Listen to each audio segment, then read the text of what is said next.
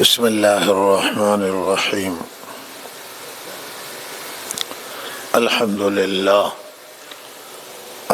لله نحمده ونستعينه ونستغفره ونؤمن به ونتوكل عليه ونعوذ بالله من شرور أنفسنا ومن سيئات أعمالنا ونعوذ بالله من شرور أنفسنا ومن سيئات أعمالنا من يهده الله فلا مضل له ومن يضلله فلا هادي له وأشهد أن لا إله إلا الله وحده لا شريك له وأشهد أن سيدنا ونبينا ومولانا محمدا عبده ورسوله صلى الله تعالى عليه وعلى آله وصحبه أجمعين. أما بعد فأعوذ بالله من الشيطان الرجيم. بسم الله الرحمن الرحيم. وإذ أخذنا ميثاق بني إسرائيل لا تعبدون إلا الله وبالوالدين إحسانا وذي القربى واليتامى والمساكين وقولوا للناس حسنا وأقيموا الصلاة وآتوا الزكاة ثم توليتم إلا قليلا منكم وأنتم معرضون.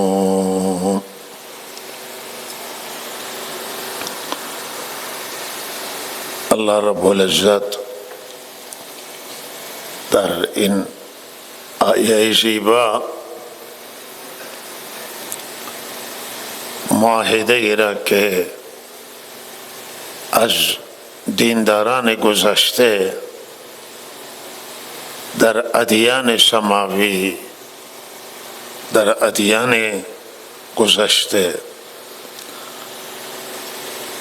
از اهل ایمان گرفته است و از اهل دین گرفته در این آیت مورد تذکره قرار داده و زمانه و عهد بنی اسرائیل بوده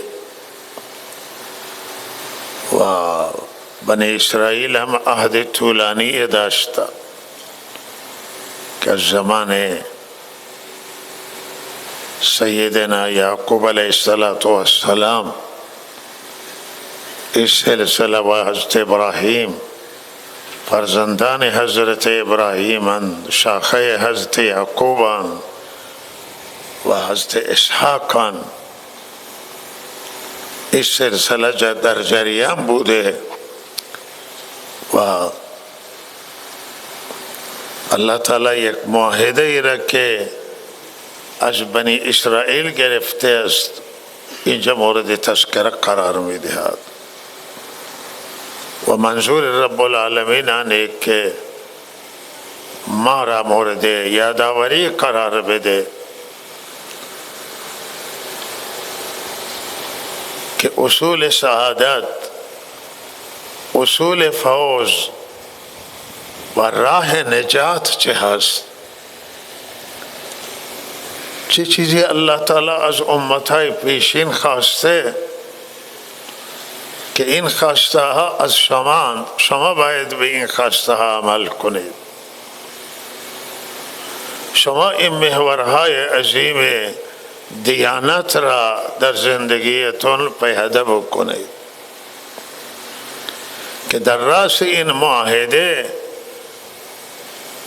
عبادت و بندگی الله تعالی هست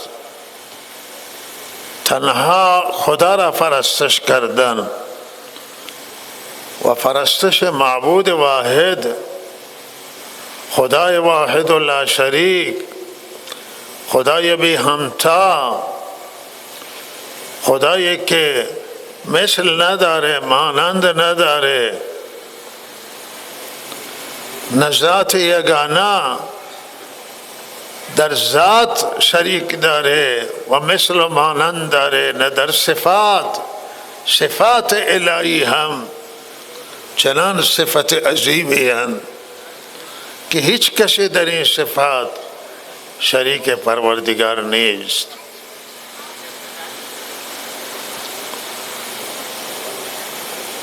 ولهذا اولین معاهده مورد عهد و مورد معاهده توحید پروردگار است، خدا پرستی و عبادت معبود واحد که تنها الله را پرستش بکنیم و با خدا شریک نگیریم. این مسئله حساسه، این مسئله حیاتیه. گاهی آدم خیال میکنه که خدا را پرستش میکنه و یک سری کارهای را انجام میده که خیال میکنه که این کارها در تضاد با خدا پرستی نیستند و شایبه ندارند با شرک، اما عزیزان من در واقع شایبه شرک دارند و شریک گرفتن با الله تعالی. رویان حضرت فنا کاستن به الله تعالی که الله من فنا بده که با تو شریک بگیرم و بدانم و شریک بگیرم و ندانم. گاهی به زبان کلمه شرکی می آید، گاهی عملی را انجام میده انسان که شرک آمیزه و متوجه نمیشه. و روی این عزیزان من باید روی این نکته خیلی مواظب باشیم و بدانیم که ریا هم شرک خفیه. با الله کسی اعمال را ریایی انجام بده، نماز را ریایی بخانه، حج ریایی انجام بده، خیرات و صدقات برای ریا بده، و این هم نوع شرکه که کفر نیست اما فسقه و اعمال انسان را برباد و ضایع می کند. رون هشدار داده شده در احادیث، در شریعت که اعمال باید تنها برای رضای الله انجام بگیره. الله باید تنها عبادت بشه و هیچ کسی را در عبادت خدا شریک نگیریم و اعمال ریایی انجام ندیم. کارها، عبادتها، بندگی خیر تنها و تنها برای رضامندی الله تعالی باشه، خوشنودی الله تعالی باشه. این قوت اعمال ماست، این قوت دیانت انسان، دیانت ما در آن است که ما مواظب باشیم که اعمال برای الله باشه و با پروردگارمون شریک نگیریم، ریایی انجام ندیم و اخلاص للهیت داشته باشیم. و چقدر در احادیث و آیات و قرآن در این باره تاکید شده است. و الله تعالی می فرماید امتای پیش این را ما به همین امر کردیم که تنها الله را پرستش بکنند و دین و عبادت را تنها برای الله مختص قرار بدن. و این محور اوله که در بالای همه دیانت قرار داره و بالای همه ادیان قرار داشته است و دین اسلام او پرستش خدای واحد و لا شریک. اینجا مرا جدا میکنه به اعتبار دیانت و اعتقاد از تمام کسانی که با الله تعالی شریک میگیرن، بت عبادت میکنن، غیر خدا را عبادت میکنن، پرستش پیامبران، اولیاء الله، انبیاء، فرشتگان، جنات و دیگر مخلوق پرستش میکنن ملت مسلمان امتیازش، بالاترین امتیازش آنه که در رأس دیانت او و بالاترین محور در دیانت مسلمانان اعتقاد به خدای واحد و لا شریک و پرستش خدای واحد و لا شریک هست. و بعد دو تا محور دیگر الله هم اینجا تذکره قرار داده از دیانتن، که یک محور اینجا حقوق العباد را الله اینجا مقدم قرار داده است، بعد از توحید حق انسان ها را قرار داده و بزرگترین محور در دین ما فرض کنم که رعایت کردن حقوق مردم است، حقوق انسان، و در رأس این حقوق انسان ها حق والدین و بالوالدین احسانا. مادر و پدر والدین با حقشون بعد از حقوق خدا مطرحه، بعد از توحید مطرح، نه تنها در این آیه بلکه در آیات دیگر که در سوره بنی اسرائیل آمدن، در سوره لقمان آمده، در سوره های دیگری قرآن عظیم و شان مطرح شده است. حق والدین الله سنگین دیده و حقوق والدین سنگینه که امروز متاسفانه امروز مسلمان ها به و حساسیتشون را در توحید ندارن، در محور توحید کم توجهی موجوده، به اعتنایی موجوده و به حقوق انسان توجه خیلی کمه. به حق والدین بسیاری از فرزندان مادر و پدر را بجای که فرصت بدانند و خدمت والدین انجام بدن کوتاهی میکنند، در حالی که سرمایه عظیمی برای فرزندان، سرمایه بزرگ هست برای فرزندان، فرصت والدین و رضایت والدین، خوشنودی والدین و خدمت والدین و بالوالدین احسان بکنیم. حالا احسان با معنی آنه که ما از خوبیه که حق اوناست فراتر بریم از او، چون حق ادا کردن عدالت و از عدالت بالاتر احسانه. با والدین احسان باید کرد. انسان نه مالش را از والدینش دریغ بداره، نه خدمتش را.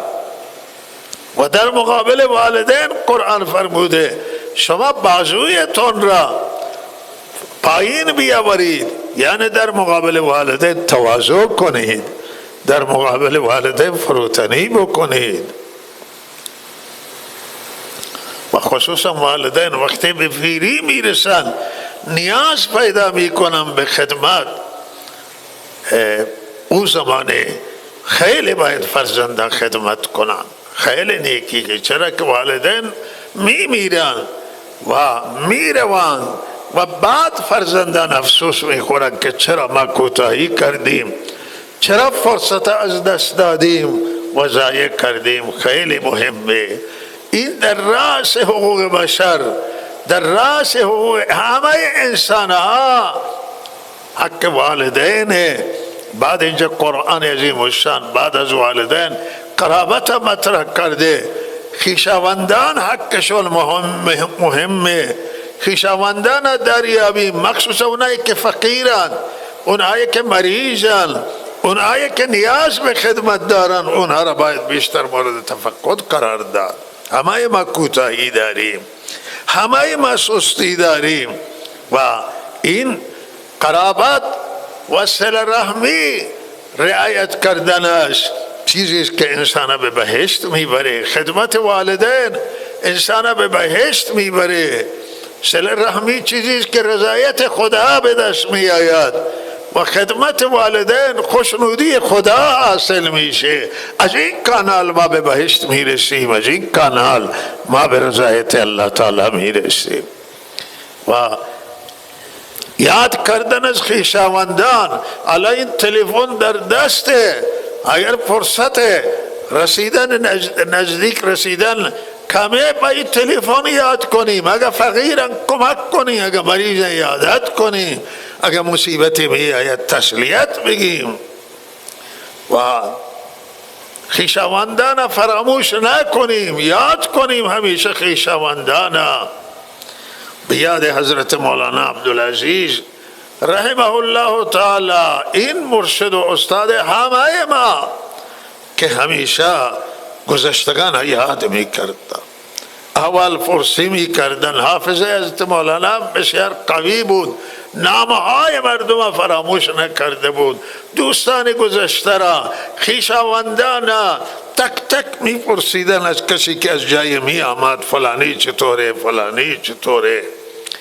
و یہ بہترین اخلاق ہے، این بہترین سروران گرامی نحوه بندگی اللہ تعالی رعایت کردن. بعد از صلہ رحمی و خویشاوندان اللہ تعالی مساکین یاد کرده، یتیمها را یاد کرده، او کشر که ضعیفان، او کشر که نیازمندند، اینا را یاد بکنیم، با مال یاد کنیم، با کمک یاد کنیم و به اینها خدمت انجام بدیم و در فکر بیوزنها و فقرا و مساکین و مستمندان شهر، اونایی که درآمد ندارند، زندانی و خانواده زندانی، فکر اینها باشیم. کسی که اللہ تعالی چیزی داده و دستش به کل مردم به دهن میرسه، لہذا تنها در فکر خود و خانواده و فرزندان نباشه، در فکر اون فقرای شهر باشه که بر سر اونها چه میگذره، اونها دارن چه میکشن، خصوصا وقت مریض دارن و گرفتار مریضی هستن، نیاز به دارو دارن، نیاز به درمان دارن، نیاز به علاج دارن، پول ندارن پی دکتر بروان و لحاظا اینها را رسیدگی کردن. این هزمی حقوق العباده و حق الناس و مردمه که اللہ تعالی در قرآن عظیم حکومت، صاحبان حکومت و مسئولان و رؤسای ادارات و سایر کسانی که به هر حال مسئولیت دارند و در راس مردم قرار دارن، بر اونها لازمه که برای اینها فکر کنن، علما برای اینها فکر بکنن و فکر اینها باشن.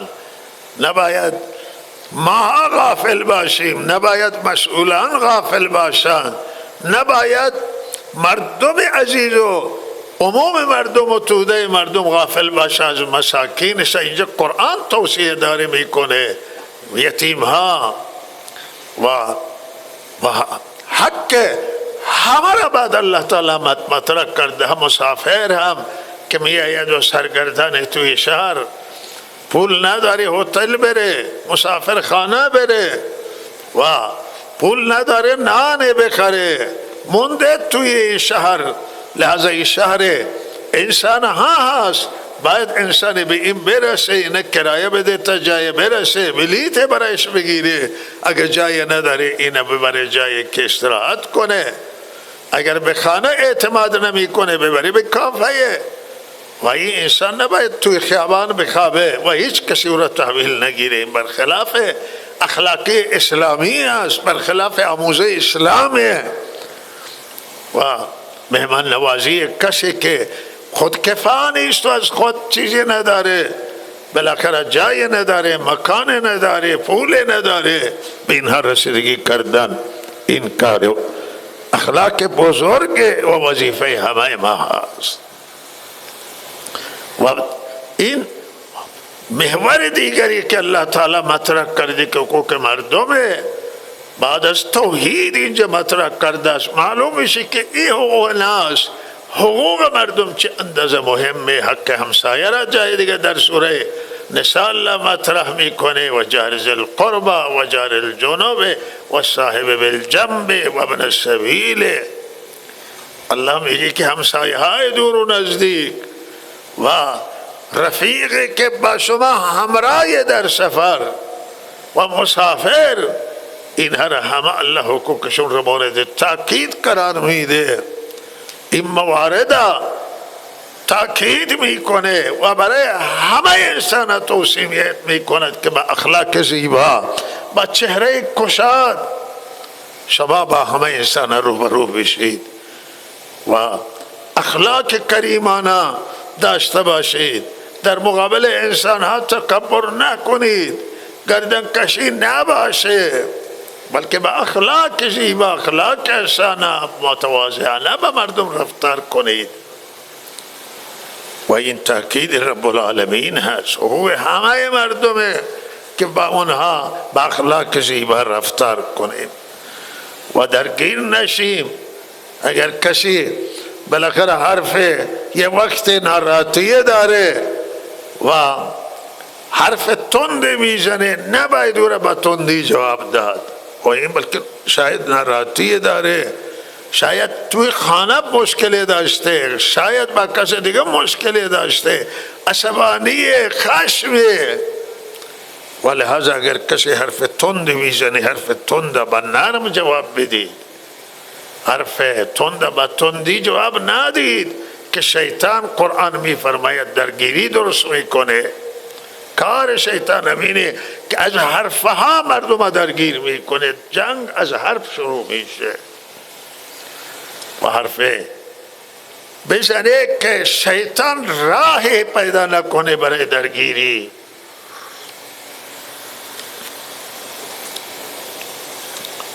حالا شما فضای مجازی رو میبینید که توی فضای مجازی متاسفانه چه مشکلات وجود داره.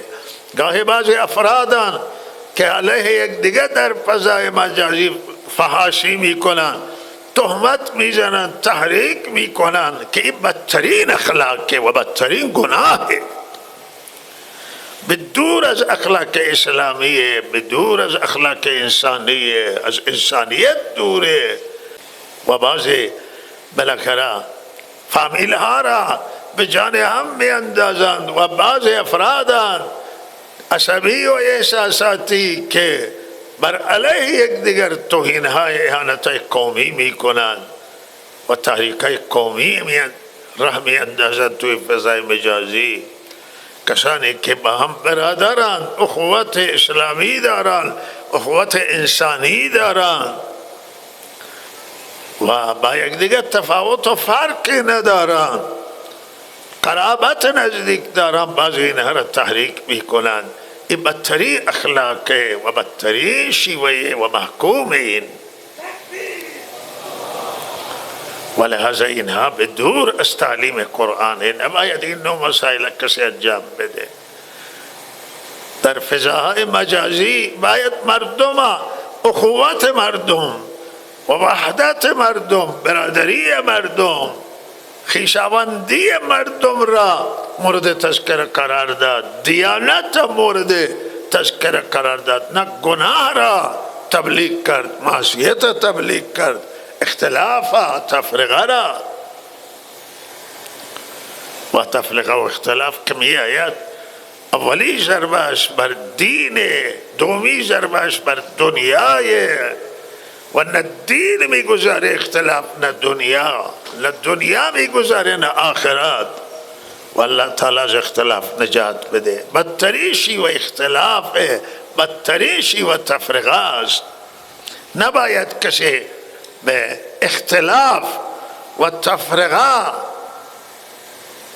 بدمه و این اختلاف و تفرقه را به وجود بیاره با عمل کردش، با گفتارش، با کردارش و رفتارش. همه فرعیز کنند، همه احتیاط کنند از اختلاف و این چیزی که نزد الله تعالی اجر داره و ثواب داره و نزد الله تعالی پسندیده است.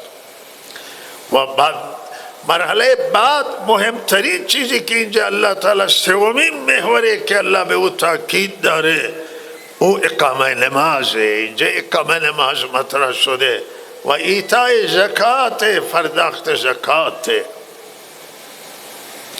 زکات دادن که بزرگترین عبادت مالیه و نماز برپا داشتن که بزرگترین عبادت بدنی و جانی هست، اینها مورد تاکید الله تعالی و اینها موارد ہیں که اللہ تعالی از بنی اسرائیل عهد گرفته که اینها را مراعات کنن، نماز برپا بدارن. اقیم الصلاة آمده یعنی نماز صحیح و درست به همون صورت که نماز آمده از جانب پروردگار و فرض شده و حضرت رسول خوانده صلی الله علیه وسلم، صحابه کرام خواندن، مابای اولیاء اعظام خواندن نماز برپا بکنه. نماز خیلی مهمه و این عهد بعدیه که زکات بدن و این دوتا محور عظیمن، این دوتا عبادت بزرگن و عبادت محوریان. اگر اینها را انسان رعایت کنه، این معاهده را رعایت کنه که در سوره مبارکه بقره آمده هست، دیانت همین هست، دیانت حاصل میشه. اما قرآن می فرماید ثم تولیتم، ما این عهد از شما گرفتیم ولی شما برگشتید و به این عهد عمل نکردید و عهد شکنی کردید، الا قلیلا منکم، مگر یک گروه کوچکی از شما. بنی اسرائیل خلاف عهد خدا کردند و امروز متاسفانه مسلمانان هم از این عهد برگشته هستند و مگر عده قلیل و گروهی از مسلمانان. امروز ما آمار میدیم که مسلمانان نزدیک به 2 میلیارد مسلمانان و افتخار میکنیم که 2 میلیارد مسلمان و اهل توحید توی دنیا موجوده. اما آیا این مسلمانان این معاهده قرآنی را رعایت میکنن؟ همه مسلمانان بر توحید قائمان، همه مسلمانان به حقوق مردم قائمان، حق مردم را ضایع نمیکنن، امانتداری را رعایت میکنن، صداقت را رعایت میکنن، حق مردم و همسایه و والدین، حق خویشاوندان و صله رحمی را رعایت میکنن و حقوق مردم رعایت میشه. آیا همه مسلمانان نماز برپا می‌دارند؟ چقدر مسلمانان که متاسفانه نام اسلام دارند. این متاسفانه نیست که نام اسلام، این خوشبختانه است، ولی متاسف بر اینیم که عمل نمی کنند، نماز ضایع می کنند مسلمانان و زکات نمیدن. دور نریم، توی شهرمون نگاه کنیم، توی اطراف شهرمون روستاها نگاه کنیم، توی استانمون نگاه کنیم، توی کشورمون نگاه کنیم، به همه مسلمانان در زکات، در این مسائل ما شیعه و سنی نداریم، به این مسائل ما مسائل مذهبی نداریم، همه معتقد به توحیدن، همه معتقد به این آیاتن، قرآن مشترک همه قبول دارن. آیا مسلمانان شما همه این مسائل چقدر رعایت میشه؟ توی خانه من نگاه کنیم چقدر ما مراعات میکنیم، آیا نماز میخوانیم، آیا نماز در مسجد در صف نمازگزاران می ایستیم و دست جمعی الله را بندگی میکنیم، آیا زکات اموال من چه اندازه ادا کردیم؟ آیا کشاورزان الان وقت برداشت محصوله، وقت برداشت پسته، وقت برداشت خرمایی که گذاشت و دیگر محصولات، آیا کشاورزان شما زکات میدید؟ یک بنده خدایی را من سوال کردم که سال گذشته وقتی که محصول پسته را برداشته بود، خیلی محصولش در سطح بالایه، اگر من بگم برای شما باور کردنی هم نیست، ولی او خودش به زبانش گفت که امسال پسته من فلان میلیارد شده است. خیلی چیزی رقم نجومی بود. امسال من گفتم که پرسیدم که چقدر، امسال هم دیدم گفتم شما چقدر محصول برداشت کردید؟ یک چیزی گفت که اصلا هیچ نمیشه یاد کرد، خیلی چیزی جزئی بسیار.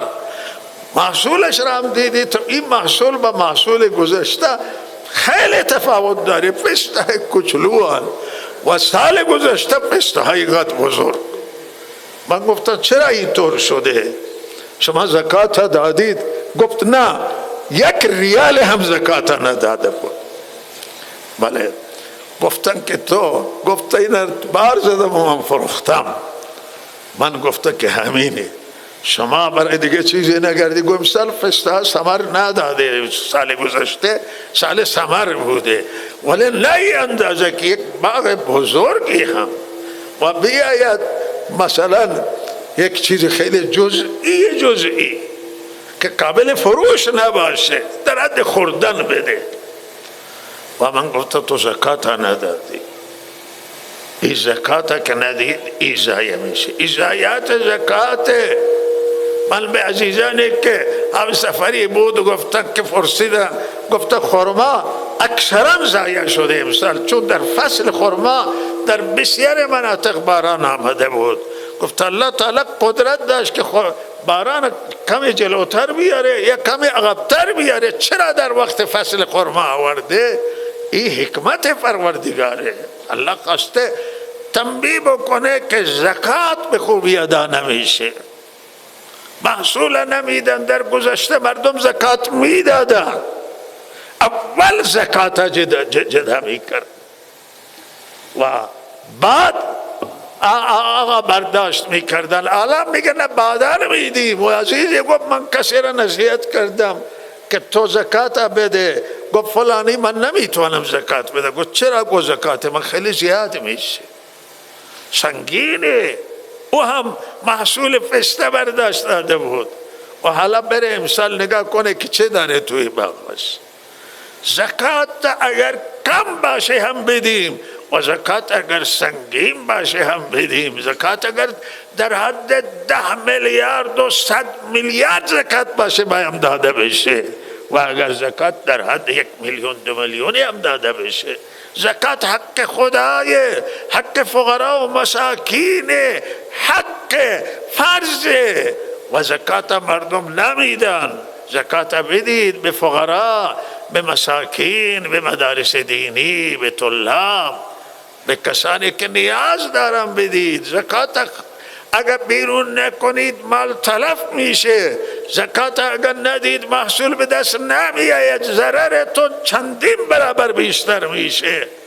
این شخص گفت که من عاد کرد که از این به بعد من محصولم را که برمیدارم زکات اول ادا میکنم. و تصمیم گرفت و خدا را شکر. گفتن که تو بالاخره تصمیم بگیری انشالله محصول میآید، ثمرات میآید، و الا آدم متضرر میشه. الله تنبیه میکنه و قحط میآید، خشکسالی میآید. این هم حدیثه که هر وقت زکات دادن نشه الله تعالی قحط میاره و خشکسالی میاره. این همه خشکسالی و قحط اینها سببشون و علتشون بیشتر ندادن زکات. زکات بدید. آیا مغازه دارن چرا شکایت امروز توی بازار؟ شکایت کساد بازاره، مشکلات تجارت، مشکلات اقتصادیه. یک بخش این برمیگرده به همین زکات که زکات داده نمیشه. زکات خوب نمیدیم، حقوق مردم بسیاری خوب نمیدن، دین مردم ادا نمیشه، حق مردم من و شما نمیدیم. و یک بخش برمیگرده به اون معاملات ربویی که موجودن توی شهر و من و شما به احتیاطی میکنیم، منافع نگاه میکنیم، سود نگاه میکنیم. اما این که ای از لحاظ شرعی معامله اشکال داره یا نه. نماز مهمه، مسلمین به نماز پایبند باشید، نماز ادا کنید، اقامه کنید. آخری توصیه آقای ما رحمت للعالمین محمد امین صلی الله علیه و سلم هست که روایت مسند احمد از سیدنا علی رضی الله تعالی عنه که آخری لحظات آن حضرت فرمودن که کاغذ بیارید یاد داشته به شما بدم و فرمود من عرض کردم که شما بفرمایید. من یاد میکنم و آن حضرت تاکید کردن یک مورد مهم نماز بود. به نماز که میخواستم توصیه در رابطه با نماز. معلوم میشه که نجات مسلمانان در نمازه، نجات مسلمانان در نمازه. و آخری چیزی که آن حضرت توصیه کردن نماز بود، آخری چیزی را که نگاه کردن و از دنیا رفتن منظره نماز صبح بود. نماز صبح به امامت ابوبکر صدیق رضی الله تعالی برقرار بود توی مسجد. آقا در نماز در باز کردند و نگاه کردند و لبخند کردند و در بستند و ظاهرا نماز خودشون را خوانده بودند، مریض بودند و وفات کردن موقع اشراق و لحاظ نماز نگاه کردن. به نماز اهمیت قائل باشید، به زکات اهمیت قائل باشید، به دستورات الله اهمیت قائل باشید. مخالفت با الله نباشه، مخالفت با شریعت اسلام نباشه، مخالفت با رسول الله نباشه. این برخلاف دوستیه، این برخلاف معاهده ما در دین اسلامه که هر کس در دین اسلام داخل میشه و کلمه شهادت میخوانه با الله تعالی معاهده میکنه و لحاظا این باید رعایت کنیم. من و شما نماز با جماعت در مساجد ادا کنید. بچه های 7 ساله به بعد به نماز امر کنید و از 10 سال به بعد بر بچه ها خیلی تاکید کنید و سختی کنید بر این که مردم به هر حال به مسجد بیایند. و جوانان همه را توصیه کنید، به جوانان شهر، به جوانان زاهدانی، به جوانان استانی و کشوری، به همه مردم، به شیعه به سنی، همه تاکید دارم که نمازشون قضا نکنند. شما برادران اهل سنت در هر جای از این کشور هستید نماز اقامه کنید. مسجدی دارید به مسجد، ندارید به نمازخانه، ندارید به خانه و نماز قضا نکنید. بلد نیستید نماز یاد بگیرید.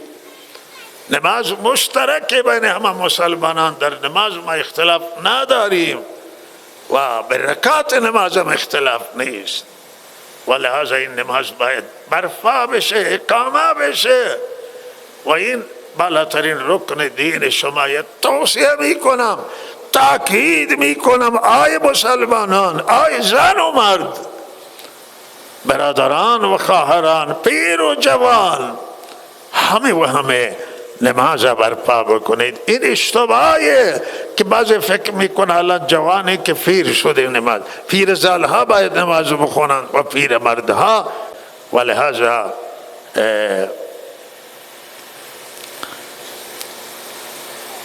یار به حضور شما که این نماز انشاءالله توصیه میشه که این برپا بدارم.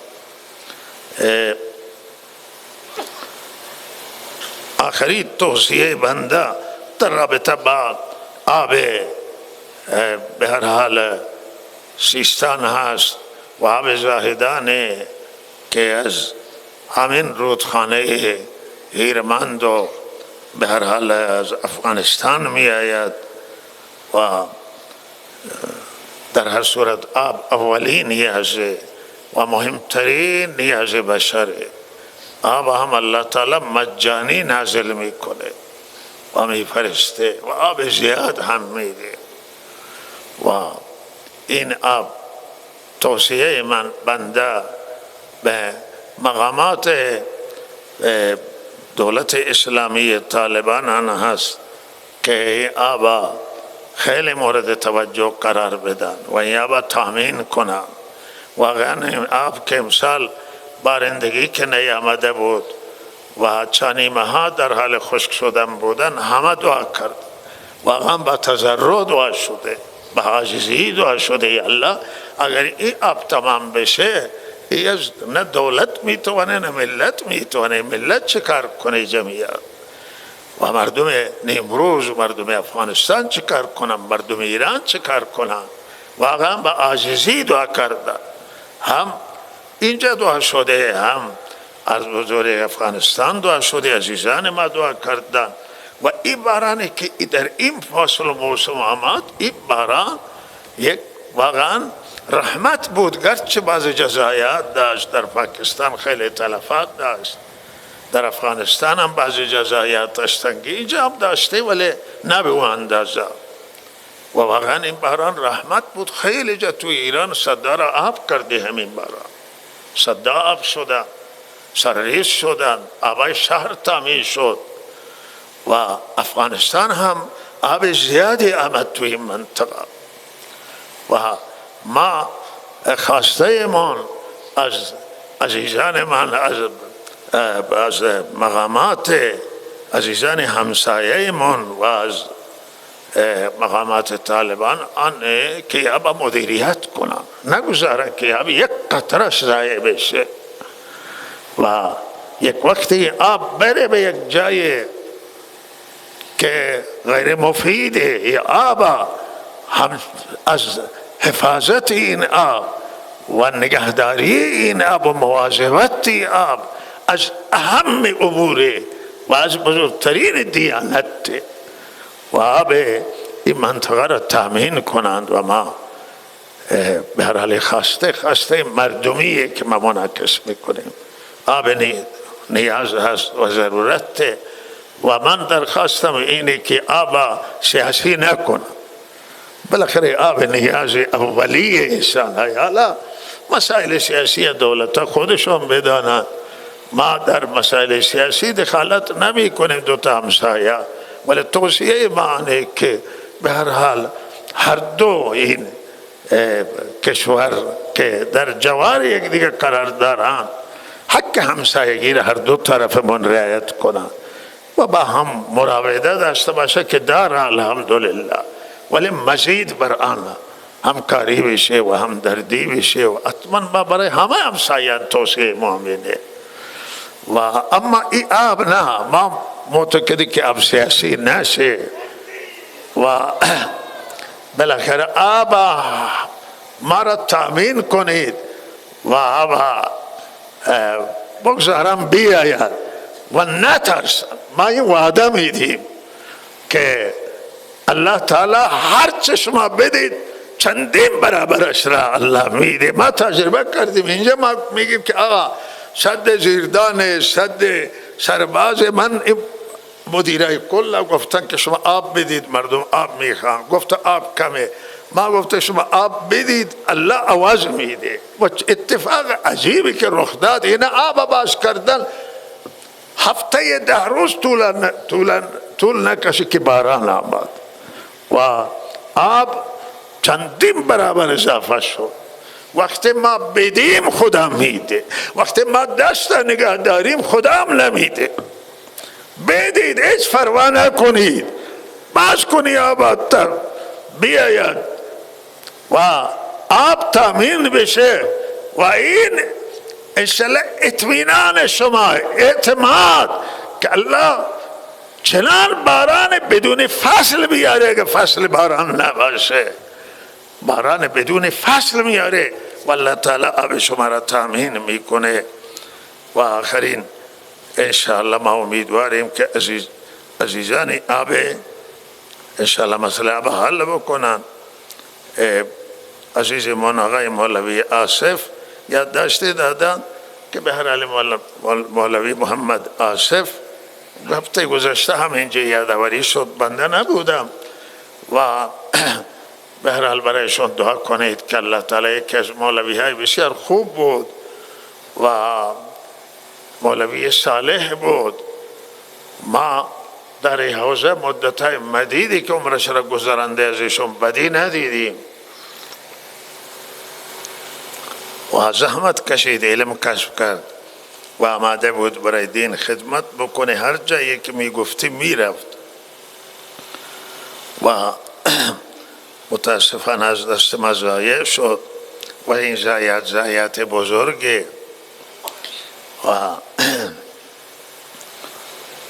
درخواست داریم اگر کسی در این مورد اطلاعات داره یا به هر حال اونایی که از دستشون مولوی عزیز ضایع شده است میدونند خودشون و به بنده مراجعه کنند و در هر صورت این مسئله باید روشن بشه و حل بشه و علما را در مسائل قومی، در معاملات که مردم دارن با هم نباید عالم به در یک خانواده اگر این مسئله باشه، در یک قومی باشه، علما سرمایه ملی هستند و متعلق به همه شما هستند. علما را همه دعای خیر کنید و علما هیچ وقت نباید از با اونها برخورد بشه برای مسائلی که مثلا وجود داره، اختلافاتی که وجود داره پای علما کشیده نشه. و توصیه ما همیشه به علما اینه که علما مال همه، ما میگیم شما فامیل ندارید، شما مال همه هستید، قوم ندارید، همه قوم علما هستند، علما از تمام اقوامان و علما مال خانواده نیستن، علما مال قوم نیستن، علما مربوط به تمام ملتن، به تمام شما هستند و علما هم باید همینطور رفتار کنند. الله تعالی برای همه دعای خیر کند. دعا کنید که الله تعالی درجات این عزیز بالا ببره، بلند بکنه و همچنان الله تعالی به خانواده عزیز و نزدیکان اجر صبر عنایت کند و الله تعالی مسئله را روشن بکنه و سبب فتنه نگردانه. گاهی بعضی قتلن یا بعضی وفاتن، به هر حال مایه فتنه میشن، مایه فساد میشن، مایه کشتار میشن و الله تعالی مایه فتنه نگردانه این مسائل و ما امیدواریم که مسئله روشن میشه و الله تعالی خیر میاره. و صلی الله علی سیدنا محمد و آله و صحبه.